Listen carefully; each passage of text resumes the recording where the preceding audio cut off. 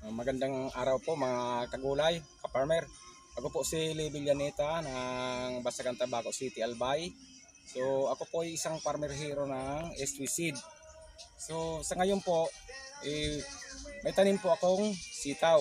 Ito po ang bagong variety ng SW Seed na sitaw. Ito po ay ang Galantitudo. So makikita po natin ang Galantitudo ay maganda po. Ito po mabunga. So ang advantage po ng Galantitudo, hindi po siya nangungulot. So marami po mamunga at saka dito po sa amin ngayon ay tag-ulan. So bali po kahit po tag-ulan, makita po natin ang ibang sitaw po ay lumiliit po ito. Pero ito po si Galantitudo ay mula dito hanggang dulo ay pantay-pantay po.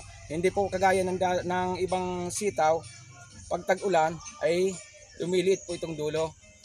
So ito po ay mahangin dito sa amin, maulan. So salamat po ako nakaraos at mabunga po itong sitaw na to. So makikita po natin, ito po ay nakaharvest na po ako ng 20 harvest na po ako dito. So itong kagandahan po ng sitaw na ito, 45 days, magsisimula na po tayong mag-harvest ng sitaw na to. So ito po ngayon ay nasa 70 days na po mula ng itanim.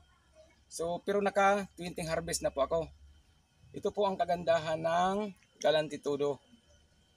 Ito po si Galantitudo. Mahaba po siya. At ito po, marami po mamunga. Yan po. Ito po ang advantage sa ibang sitaw ng Galantitudo. Ang Galantitudo po, isa pang na ano ko po nito ay matibay po sa sakit. Ang totoo nga po ay hindi ko po nakapag-spray ng fungicide dahil nga po na ang lakas ng ulan dito sa amin. So mas sayang naman.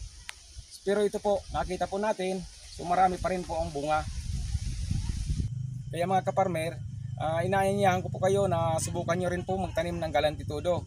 So ako po ay nasubukan ko na. Nakita ko po maganda at mabunga po. Sa market po, mas maganda ano po sa market. Mabinta po siya sa market. So inaanyayahan ko po kayo na magtanim rin po kayo ng Galantitudo.